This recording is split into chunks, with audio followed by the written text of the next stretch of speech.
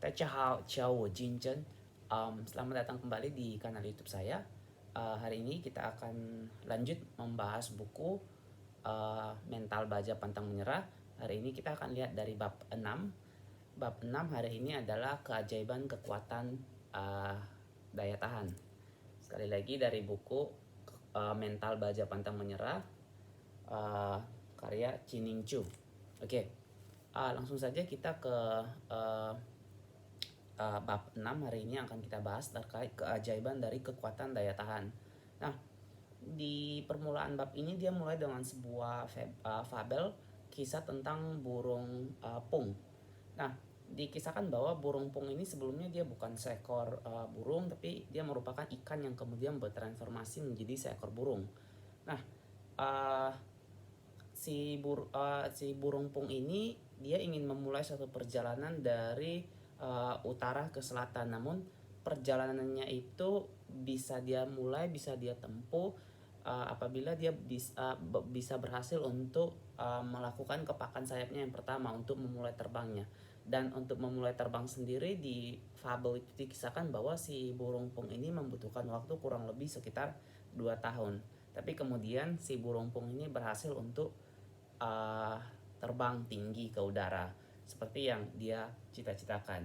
Nah, mungkin dengan sedikit pengantar ini menurut saya kita cukup bisa membayangkan sebenarnya apa yang mau kita bicarakan di bab ini. Dari judulnya juga mungkin udah ketahuan ya bahwa keajaiban kekuatan dari daya tahan. Nah, kemudian juga di buku Chining Chu ini di Mental Baja Pantang Menyerah dia juga dijelaskan bahwa saat seseorang itu udah ditakdirkan untuk meraih suatu prestasi yang besar, maka persiapan yang akan dia jalanin, akan dia lakukan untuk menuju ke takdir yang besarnya itu juga nggak gampang. Itu pasti akan sangat kompleks, akan banyak penderitaan, akan banyak sakit. Ya, walaupun di sisi lain pasti ada yang namanya kebahagiaan dan lain sebagainya pada saat dia menjalani itu. Tapi kita nggak bisa memungkiri bahwa ada kesakitan, ada penderitaan yang bakal dia hadapi. Dan ini yang sering kebanyakan orang melihat bahwa sukses tuh cuman ngelihat enaknya doang, sisi positifnya, tapi mereka nggak tahu bahwa di belakang orang sukses itu mereka pernah menjalani banyak hal yang nggak mengenakan. Nah, disinilah kenapa prinsip mental baja pantang menyerah ini harus kita terapkan, karena pada saat kita dipersiapkan untuk takdir kita yang lebih besar itu, maka dengan segala rasa sakit ataupun segala penderitaan yang kita alami atau kritikan, cemooh dari orang lain, kita perlu memasang yang namanya mental baja, menggunakan tameng mental baja untuk melindungi diri kita dari apapun yang orang lain katakan, dan kemudian menggunakan tombak pantang menyerah untuk terus berjuang untuk mendapatkan apa yang kita inginkan. Oke, selanjutnya dia ngebahas tentang dimana bahwa menang itu adalah dengan bagaimana cara kita mempertahankan nilai kita. Kalau di dunia kita tahu bahwa kebanyakan orang sukses di sekolah, maksud saya anak yang pintar itu dinilai seberapa cepat dia bisa menyelesaikan pekerjaannya, bisa menyelesaikan tesnya. Ini bahkan dalam hidup kebanyakan orang berpikir bahwa orang sukses adalah seberapa cepat dia dapat mengumpulkan dalam hal ini kekayaan kekayaan ya finansial yang sebanyak-banyaknya. Tetapi pernyataan itu tidak sejalan dengan bagaimana seseorang itu mencapai puncak kesuksesan, karena untuk mencapai suatu puncak kesuksesan itu enggak yang namanya singkat atau short. Nah, di antara gap ekspektasi orang bahwa sukses itu harus cepat dan sukses sebenarnya perjalanannya itu enggak secepat itu, maka disitulah butuh yang namanya mental baja pantang menyerah. Karena pada saat itu kita akan mulai mendengar orang mendiskreditkan kita mendengar cemooh, kita merasakan kegagalan, penderitaan, dan sakit yang amat sangat pada saat kita memperjuangkan kesuksesan kita. Dan dimana kita perlu untuk bersikap sebagai pemenang menggunakan mental baja pantang menyerah. Kita tabah untuk terus melakukan apapun yang ingin kita tuju dengan mempercayai bahwa hal itu akan terjadi. Selanjutnya juga di buku ini dia membahas mengenai kekalahan itu adalah ibu dari kesuksesan.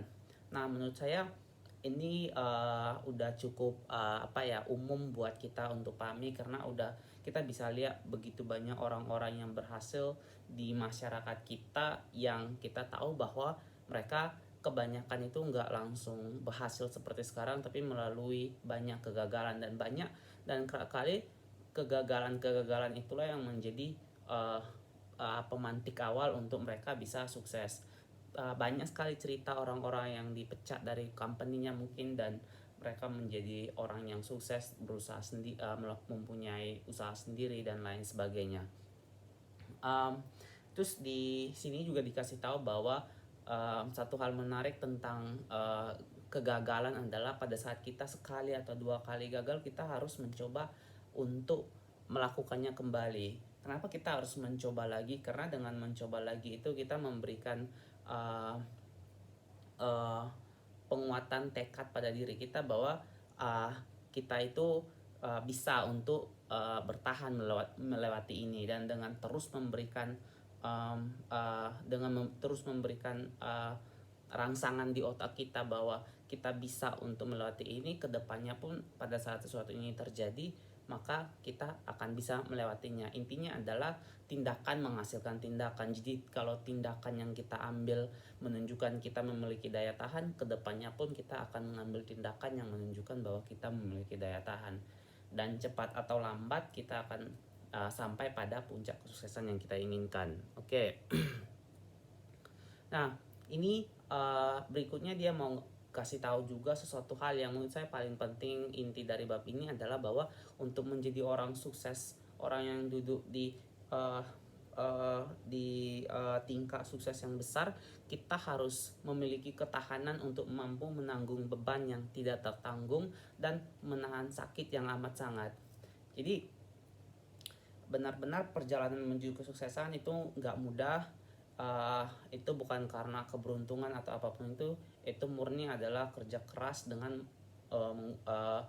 menggunakan prinsip mental baja pantang menyerah untuk melindungi diri kita dari apapun yang orang lain boleh katakan, atau melindungi diri kita dari mungkin apa yang kita sendiri katakan kepada diri kita, ataupun untuk menanggung penderitaan dan menanggung rasa sakit yang sedang kita alami pada saat kita menapak ke puncak kesuksesan kita.